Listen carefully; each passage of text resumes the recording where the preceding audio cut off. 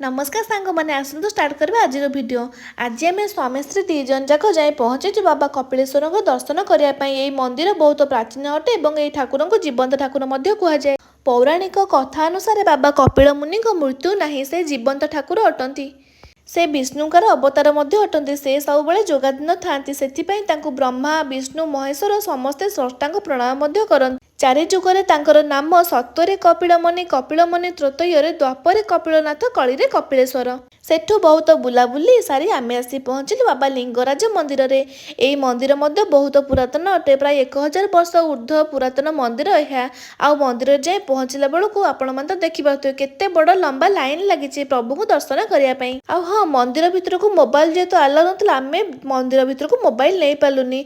मंदिर ठाकुर दर्शन सह प्रसाद सेवन व्यवस्था प्रसाद सेवन कलु, जेहेतु फोन नहीं नु भिडटा हो पारानी। बहुत सारा बुलाबुली पर मन को बहुत शांत ही लगिला।